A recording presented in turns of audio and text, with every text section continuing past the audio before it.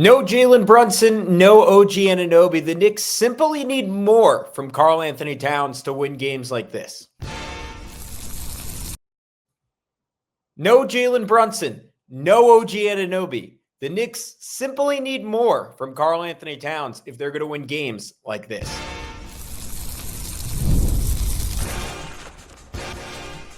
You are Locked On Knicks, your daily New York Knicks podcast. Part of the Locked On Podcast Network.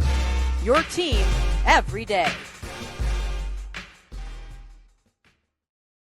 You are locked on to the New York Knicks. My name is Gavin Schall. I'm a New York City native and a credentialed media member that's been covering the Knicks for nearly a decade. And this is Locked On Knicks, part of the Locked On Podcast Network, which is now the number one sports podcast network in the entire world. And Locked On Knicks is your daily podcast on the New York Knicks. Give you the most detailed insight on your favorite team at least 5 days a week. So be sure to join thousands of other Knicks fans in subscribing on both YouTube and your favorite podcast platform for the best insight on your favorite team. It is the single best way you can help us grow the show.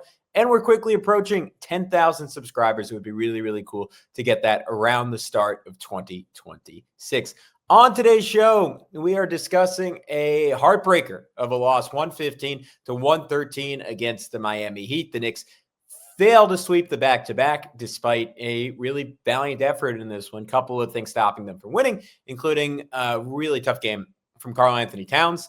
But we'll hit some of the positives as well. Mikal Bridges, Josh Hart, Deuce McBride, all arguably having, if not their best, one of their best, maybe given their circumstances, their best games of the season. We'll get into each of them.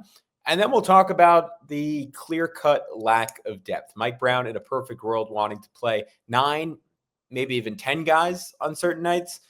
He's playing more like 7.5 right now. And we'll get into why that is and whether the blame falls on him, on Leon Rose, or simply on the players. But we start off broadly, I guess. And my broadest thoughts on this game were that it was a really fun one, despite the loss. Gutty effort across the board. I'll talk about it more later, but this was probably the best defensive game I've seen Josh Hart play in the last year and a half. And I'm sure there's one I'm forgetting, but nothing stands out in my mind compared to this. Like, he was really good on that end of the floor. Mikal, I thought, for the most part, really good on that end of the floor. Mitch, as always, gives you a lot in just 18 minutes with 11 rebounds.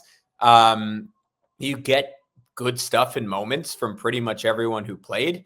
We'll talk more about Jordan Clarkson. There were some flaws on the other end of the floor, but he gives you 14 points. Deuce McBride, season high 25 from him. A lot of good contributors in this one. And yet, if you don't have OG and you don't have Jalen, you need Cat to be great. And last time I was on was with Chris, and I said, look, with Jalen out, what did we get last year when Jalen was out? We got a good to great Cat almost every night. And I'm sure there were stinkers mixed in there that, again, I'm just forgetting. But what was he? He was like 25, 10, and 4 on incredible shooting when Jalen Brunson was out. Like, that was part of the value of Cat. That was part of the reason I was a believer in Cat, is that when you do structure a game plan around him and catering to him, he's usually going to cook. He's usually going to shoot the ball well. He'll give you sometimes enough defensively. Sometimes he'll struggle on that end of the floor. But generally, like, there is still a player to mold an offense around, especially when you have the right tertiary pieces. And some of it on the defensive end is when you're missing OG, he's going to get more exposed on defense. But defense was not really the crux of the issue for Cat in this one, at least in my opinion. His offense was pretty putrid, and his decision-making. So I guess this was partially on defense, but it's partially on offense too. His decision-making, particularly, and this is an old issue for Cat, in regards to the fouling, major problem. Every single game, Cat is on the floor. He is a responsibility to his teammates. He's a responsibility, frankly, to the Knicks organization that is now paying him, how much money over the next few years? $80 million, $100 million. He is responsible to play hard and play smart. And he checked maybe half of those 2 boxes. I mean, this was kind of a repeat of the Magic game in some ways. And obviously, Eric Spoelstra watched the film on that. And obviously, he's just competed against Cat throughout his career. And he said, how do we get this guy frustrated? We're going to put, I mean, not that Orlando really did this, it was mostly Jonathan Isaac, but we're going to put smaller guys up on the post. They're going to be hyper physical. The refs probably aren't going to call it because if it's guys like Pelle Larsson who are giving up 7 inches in the matchup and 80 pounds, officials typically let smaller guys in the post, outside of maybe very specific players, get away with a whole lot. And Cat very quickly, it's not hard to get into the guy's head. And I don't want this to just be the crap on Cat session. There are games and there are moments. We saw in the playoffs against the Pistons last year where he does play through physicality and he is really mentally tough. What's so frustrating is he can overcome this stuff. It is just the inconsistency at which he does. And this was not a game where he overcame that. Just really bad decisions and settling, right? We've seen stretches this year where he had Alex Sarr on him and he put him under the rim and dunked. We saw even against someone as physically tough as Anthony Edwards, Cat was super patient and backed him under the rim and dunked on his head. And then you get Pelle Larsson on you and you're settling for a running fadeaway and you're picking up offensive fouls like he had one in the first half where he tried posting Larsson and he elbowed him after he got frustrated because Larsson stood him up initially. It's no, dude, you're 80 pounds heavier than the guy. Just stick with it. Keep moving him. And if you draw double, then spray it out. And to be fair to Cat, he was a little bit better at that in the second half. Down the stretch of this one, he had a play where he got in the post, back down, draw 2, spray it out to Deuce. 3 goes in and out. That's fine. It's not about the shot going in or out. It's that Cat drew 2, stayed patient, made the right play. And you saw him just getting pissed and annoyed in the first half. And because of that, when you're pissed and annoyed, it's not Cat specifically. It's all of us. You're often dumb. You're often not going to make the right decision. And he had another play where he was doubled and then the second guy left and then he had to prove a point. Turn around, jump hook. And that's not even a terrible shot for Cat. He can make a jump hook. He generally has pretty good touches on them. Was it the best shot the Knicks could get that possession? Was it better than him just immediately when the double came, spraying it out to Landry Shamet and either Shamet getting a 3 or Miami being in rotation? I don't really think so. All this added up to a 1-for-8 first half. And then very quickly, 4.5 minutes in the third quarter, he picks up his 4th foul on a shoulder check on a screen he didn't need. It was working regardless. And it was just kind of a frustration little shimmy, as a get back for all the physicality Miami's given him. And you just see so many times with Cat where he's out there and he thinks he's being slick. But as smooth as he is in terms of his footwork and in terms of his handle sometimes, not particularly slick, getting in little jabs. There are players in the NBA that can consistently get away with that. Cat is very blatant. There's not a lot of subtlety there. It wasn't good. And then what was it his 5th foul where he just hooked Larsson? And obviously the Knicks ended up making a pretty good run at it, partially because of Cat's good moments in this game. But that could have killed the Knicks. That could have ended the game right there. It was a terrible first half for Cat. It was just 1-for-8 from the field and then goes out 65-65, 7:30 left in the third.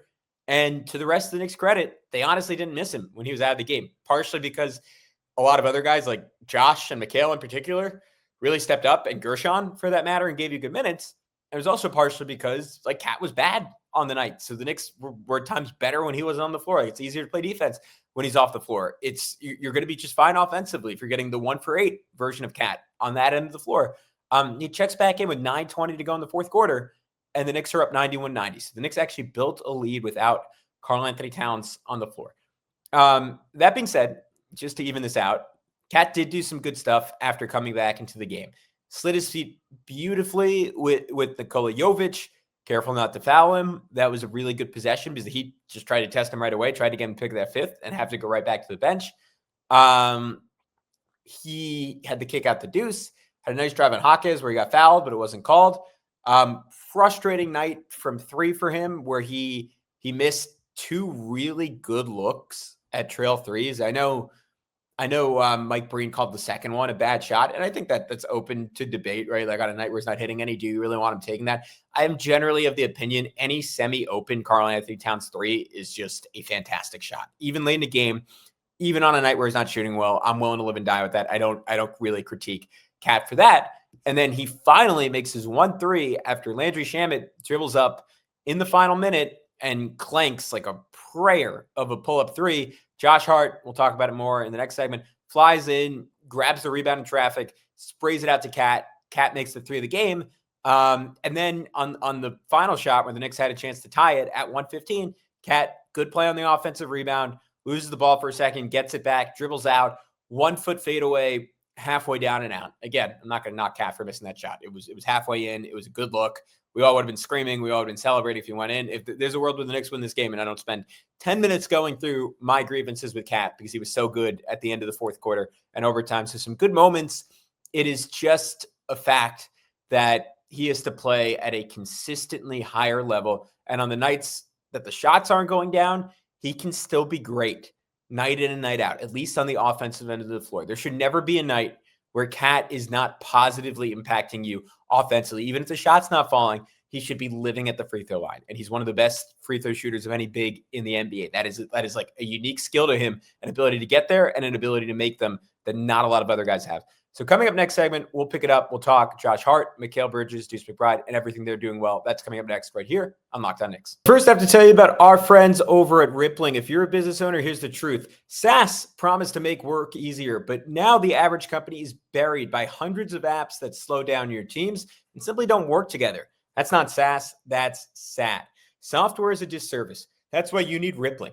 Rippling is the unified platform for global HR, payroll, IT, and finance all in one place. They've helped millions of businesses replace a mess of disconnected tools with one system designed to give leaders clarity, speed, and control. Everything from onboarding to payroll to IT access runs automatically and perfectly in sync. It's seriously so simple to use and gives companies one source of truth for their person, data, and That's people. Let me try that again. 3, 2, 1. If you're a business owner, here's the truth. SaaS promised to make work easier. If you're a business owner, here's the truth. SaaS promised to make work easier, but now the average company is buried by hundreds of apps that slow down your teams and simply don't work together. That's not SaaS, that's SAD. Software is a disservice. That's why you need Rippling. Rippling is the unified platform for global HR, payroll, IT, and finance all in one place. They've helped millions of businesses replace a mess of disconnected tools with one system designed to give leaders clarity, speed, and control. Everything from onboarding to payroll to IT access runs automatically and perfectly in sync. Whether you want to run your entire HR, IT, and finance operations as one, or just fill the gaps in your software stack, Rippling can do it all. And right now you can get 6 months free when you go to rippling.com/LockedOnNBA. Learn more at rippling.com/LockedOnNBA. That's rippling.com/LockedOnNBA for 6 months free. We also want to tell you about our good friends over at Prize Picks. This episode is brought to you by Prize Picks. You and I make decisions every day, but on Prize Picks, being right can get you paid. Don't miss any of the excitement of this sports season. Whether you're following the NFL, NBA, or both, there's no better time to jump in on the action. If you haven't tried it yet, Prize Picks is the simplest way to play. Just pick more or less on at least 2 player stats, and if you get them right, you win. It takes less than 60 seconds to make your lineup, and you can play anywhere Prize Picks operates, including California, Texas, and Georgia.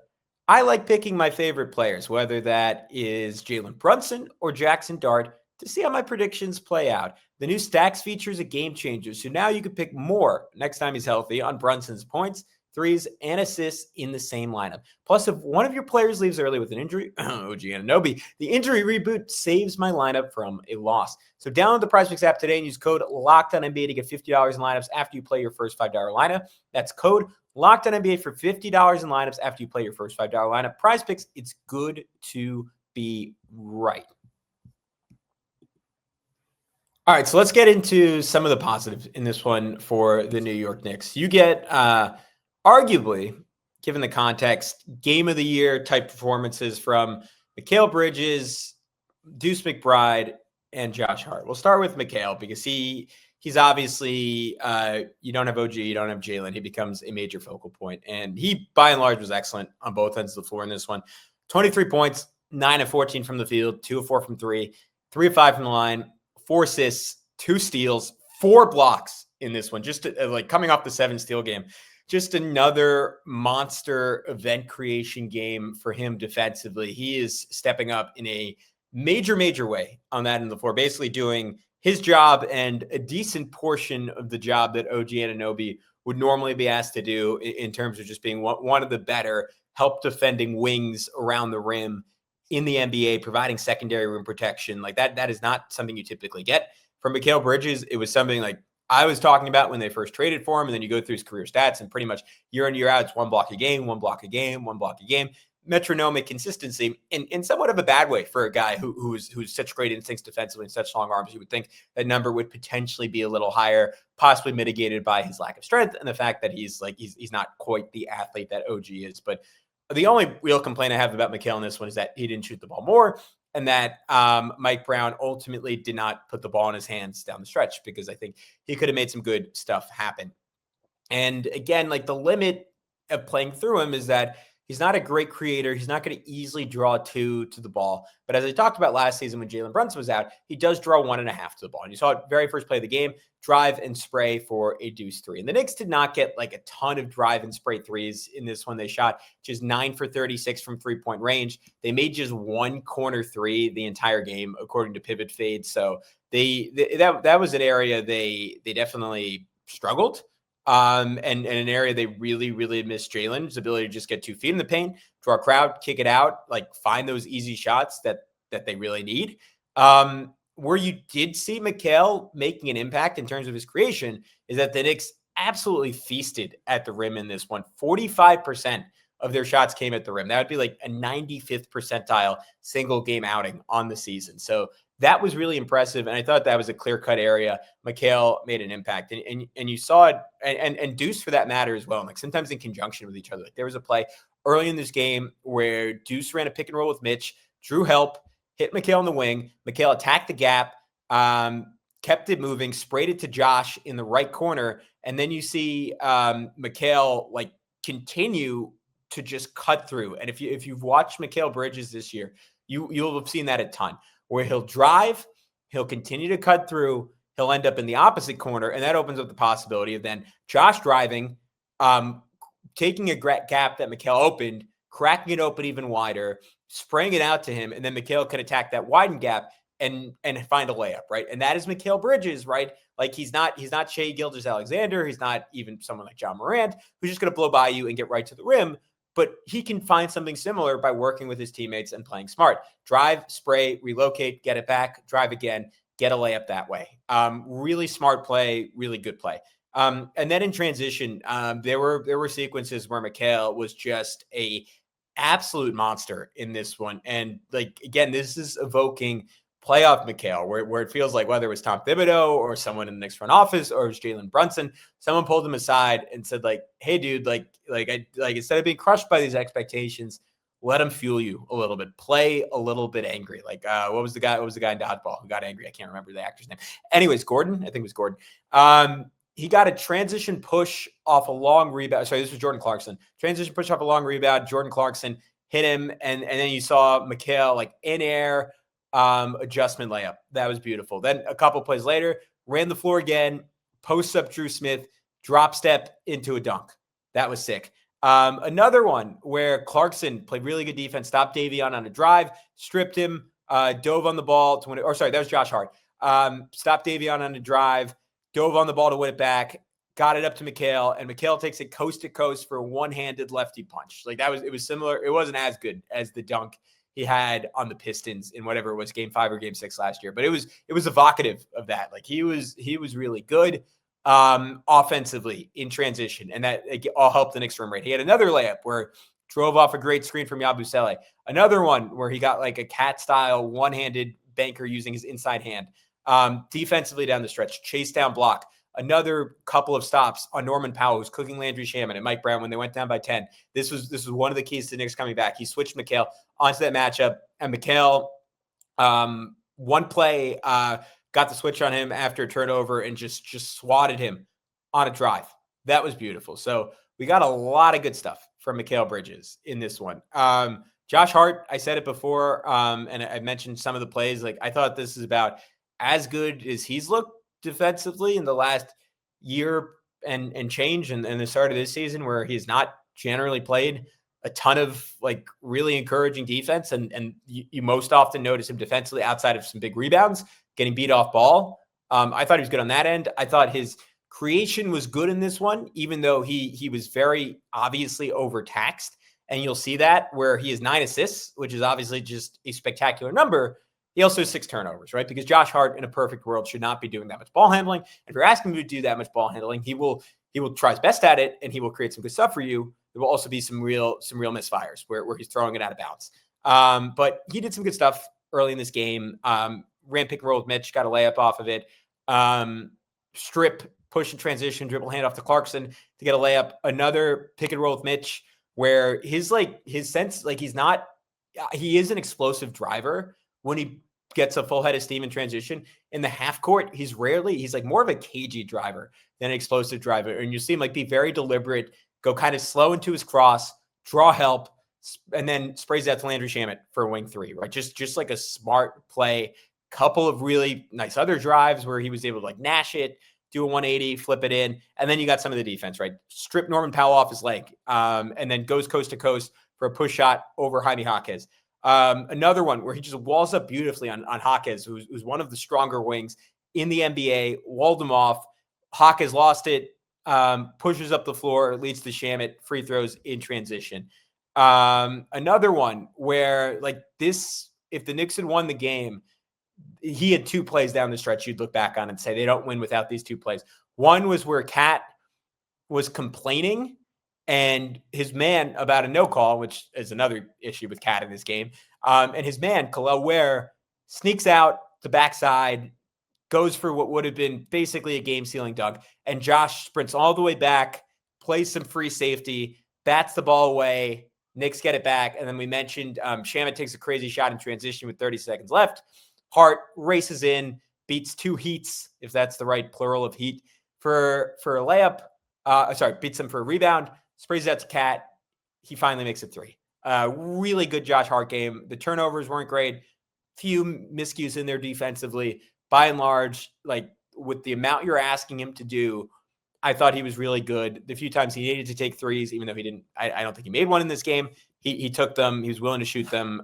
He was 0 for 3, but that's fine. Like it was a really good version of the Josh Hart we've come to expect at this point. Deuce McBride was also really fantastic in this one. 25 points. I believe that is pretty easily a season high for him. I'm going to double check while we're talking right now. His previous season high was 15 on opening night. So that is far and away easily a season high. The 23 shots he took in this game, there was probably one in the last couple of years where the Knicks were missing like half their roster and he took more than that. That might be a career high for Deuce McBride. He was very aggressive, shot 5 for 12 from 3, scored 10 of the Knicks' first 15 points in this one. Like the Knicks offense did not have a lot going for it. And he was very aggressive, like corner 3 to open the game, drive into a turnaround jumper, which is something we saw more from him in the preseason. I'm not seeing a ton from him in the regular season. We had a really good 2-man action with Cat. And this is something I wish Mike Brown would have leaned into a little more in this game. Like, again, like I recognize that when Cat has smaller guys on him, you want to create a mentality, you want to put him in the post, but you can also go at those smaller guys by like running a pick and roll and seeing how Miami responds to that. And maybe they just like drop their big down and they cut off Cat's roll that way. But I do think there are multiple ways you can use him, even when a smaller player's on him. And one is like having Deuce screen for him. And in this case, like, or Deuce screens for Cat to go with Cat, and Cat's like, didn't do this last year. He's doing it this year, drags it out. Deuce just pops off it, gets it back on a swing. Mikal ends up driving, gets to the free throw line. But like you're going to generate some movement. You're going to generate some panic in a defense when you screen with those two, because they're both such elite shooters. Some of the ISO threes late were just dirty. And again, like this is stuff that we saw flashes of in the preseason from Deuce McBride and just haven't really seen in spades in the regular season that we're starting to see now. But like some of the late game shot making was just spectacular for him. We're going to talk about it more in just a sec. We're also going to get into the Knicks not really playing their bench in this one. I don't want to go too deep because this might be the full topic for tomorrow's episode, but we'll give you a little primer. We'll talk about it in just a sec right here on Locked On Knicks. But first, I want to tell you about our friends over at Robinhood. Your ambition just met its match. With Robinhood, you play for the win, not just on game day, every day. Locking in every opening, beating your PR, beating it again. Channel that drive into your money. Robinhood puts you in control of your money. Trade stocks and ETFs, options, futures, and crypto all on one platform. You can now build and execute your own trades from your desktop with Robinhood Legends advanced tools, or take advantage of the new Robinhood strategies with a tailored portfolio managed by a team of experts. You expect more from yourself, expect more from your money. Get started today at Robinhood.com/yourmoney. Again, that's Robinhood.com/yourmoney, your money, your move. We also want to tell you about our good friends over at Rougiette. Let's be real, making excuses doesn't solve anything. We've all heard it before. It's just stress, I'm tired, or it happens to everyone sometimes. When it comes to performance, sometimes your body just needs a little extra support, and that's where Rougiette comes in. Rougiette.com offers fast-acting, doctor-prescribed treatments for ED designed to have you stop making excuses and start making moves. Rougiette makes it easy to get started. You just get connected with a board-certified doctor 100% online. No awkward waiting rooms, no in-person appointments. If prescribed, your treatment ships discreetly straight to your door. The process is fast, simple, and private, and it's all handled by real doctors. So visit RUGIET.com/LockedOnNBA to get 15% off your first order. That's RUGIET.com/LockedOnNBA. And don't forget to use our code LockedOnNBA so they know we sent you. Rougiette, stop making excuses and start making moves. All right, what's up, guys? We're back to wrap up this edition of the Locked On Knicks podcast. I want to finish talking about Deuce because he had some real high highs and some real low lows in the fourth quarter of this one. Has Nikola Jovic on an island, and you see him get into his bag. And again, like, I think when he's playing, when Brunson's out there, when OG's out there, you're just not going to get a lot of opportunities for Deuce to like call his own number at ISO. We see it maybe once every 2 games, maybe once a game, but he's shown like there's been legitimate improvement in that aspect of his game. Has Jovic on an island, double jab, double cross, big 3 in his eye to put the Knicks up 89-86. And then probably his play of the season, gets a long rebound, going about 75% speed. And this is completely new in Deuce McBride's game. Last season, like the few times he would try to go coast to coast, he'd be completely out of control and he would throw a layup wildly off the backboard. It wouldn't look good.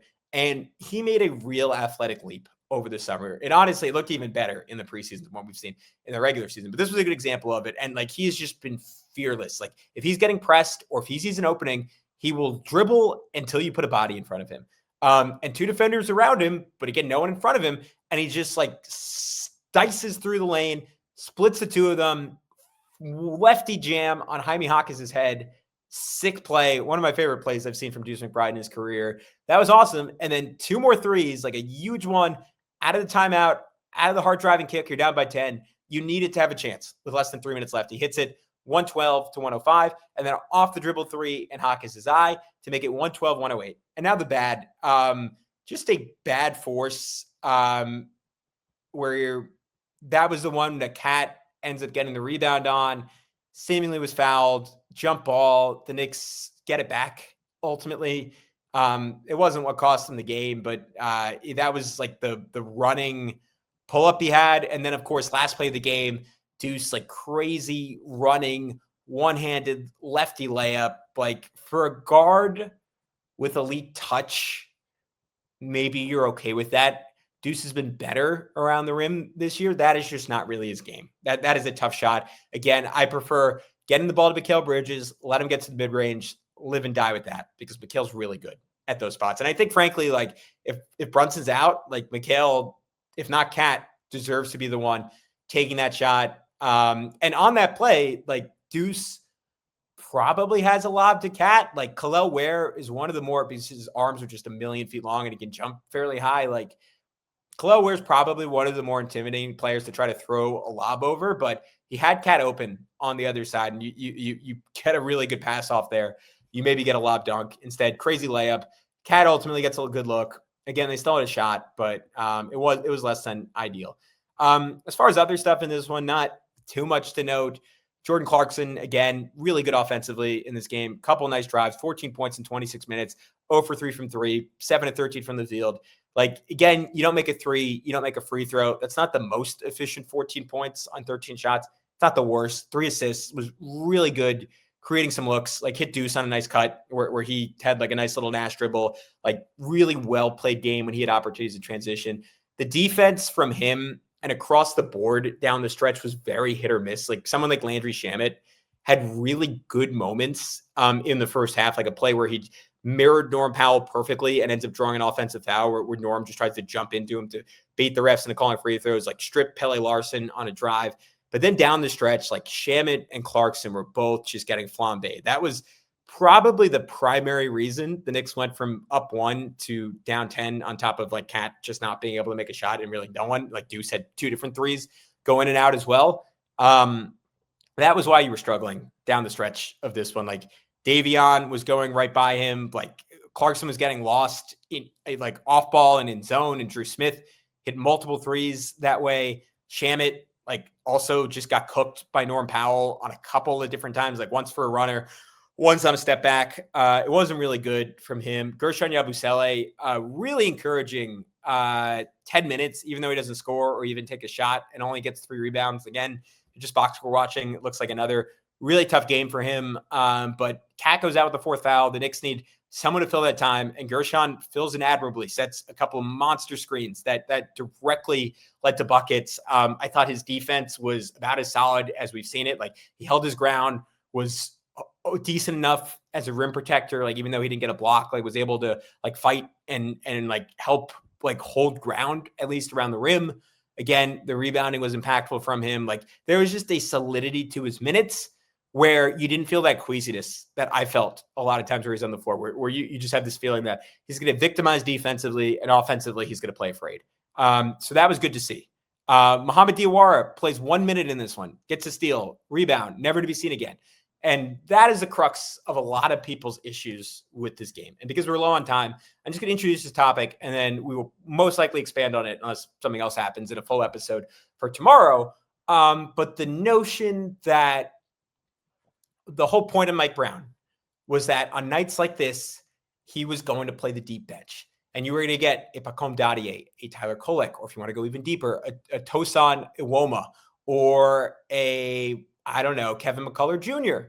would have been cool to see in this game. And instead we get Mohamed Diawara, and you're like, all right, you're leaning defense, you're leaning physicality. He's shown to be a smart player. The shot's looking a little better. That's cool. Like, let's give him a chance to play some minutes. And you put him out there for a minute. And like, I don't even know, like, what was the point? What was the point of playing him for a minute? Guershon, he was not going to play in this game. He's going to go with basically 7 guys for pretty much the whole game, except for Cat getting into foul trouble. You would like to see him lean into the bench, but what's tricky for me to know, as someone who's not in that gym any day, and maybe like no one outside the team, and perhaps Ian Begley, Fred Katz has a great read on this. Like, is it that those guys just suck and they were missed evaluations by the front office and they're not good enough to play NBA minutes against a decent team? Or is it that Mike Brown is pulling a Tom Thibodeau and is getting like a little stressed out and knows he needs to win and knows he's operating like thin margins and doesn't want to risk that those guys will have a bad night? My general feeling on this isn't, to be fair, this Mike Brown has generally approached it, is you have room to experiment in the regular season. You have room to find out, especially when you're expected to lose some of these games against better teams without Brunson or OG anyways. Can Kevin give you something? Can Tosan, who I thought looked really impressive and like physically looked like somebody who could hold his own in the preseason, give you something? Can Pacome find 5 minutes? Like you clearly trusted Diawara enough to play him. You know his defense is probably going to be all right. Can you give him 5 minutes to try to prove himself? Like you just got to give these guys a chance at a certain point. And I don't know if it's that they've sucked in practice. And if they're all bad, that's ultimately on the front office, like who nominally drafted Keyshawn George, who nominally drafted AJ Mitchell, and then traded those guys away. And like, no, that's not proof positive of anything. Like most 29 teams missed on those 2 guys. It's just that like this is a front office that has made hay finding guys like Deuce, finding guys like Emmanuel quickly. And as of now, maybe outside of Huck Bordy, who I'm still high on, like it doesn't seem like they've quite found that in the last few drafts. Again, we'll be back tomorrow and we'll explore that topic and a whole lot more. But until then, be good. We'll talk to you soon on Locked On Knicks.